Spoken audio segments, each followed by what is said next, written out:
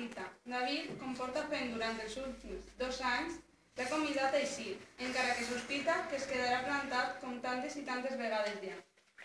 Martina està davant de l'espill arreglant-se, encara que està pensant més en què excusa posar-li a David per a no acudir a la cita que en el vestit que es posarà.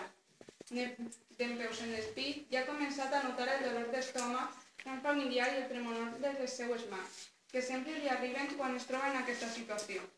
Arreglar-se per a tenir una cita. David és un xic molt atractiu, alt, bonic, sempre està molt pendent d'ella i li ha ajudat molt des que el va conèixer. Li va ser molt difícil al principi acostar-se a Martina. Ella sempre s'envoltava de xiques. Solament tenia amigues. Sempre evitava els xics. Mai havia tingut relació ni tan sols d'amistat amb cap persona del gènere masculí. Quan anava a agafar el telèfon per a telefonar a David, la seva mare, endevinant els satànics en el qual es trobava la seva filla, va entrar en la seva habitació i asseient-se en el seu llit li va dir: "No passes, no fuges més, dona-li una oportunitat". Ella es va posar molt nerviosa i reaccionar posant-se a plorar. "No puc. Sé que sóc una covarda, no vull fer-li mal a David, és el meu millor amic, el vull molt, però tinc por, molta por". La seva mare va tractar de consolar-la, coneixia molt bé el que li passava a la seva filla. Les seues vides no havien sigut fàcils.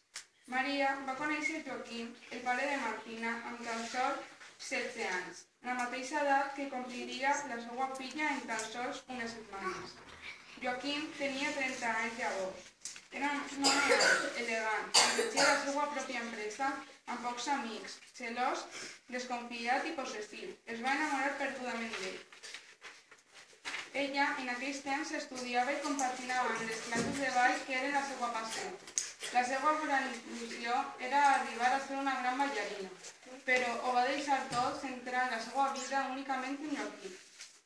Li encantava parlar amb ell, passejar, anar al cinema, i sense adonar-se'n va deixar d'eixir amb les seues amigues per a dedicar-se tot el temps a ell. Fins i tot, a causa de la gelosia d'ell, va haver de deixar de ballar, ja que ell no suportava que tothom la mirara mentre ballava. Ella no protestava, ho deixava tot de costat encantada. L'única cosa que volia era estar al seu costat. Tal era la seva obsessió que sense adonar-se'n es va allunyar de familiars, amics i fins i tot del ball, encara que ella realment no li donava importància atès que estava realment enamorada. I amb el temps es va adonar que el que més li importava en aquell moment era la persona que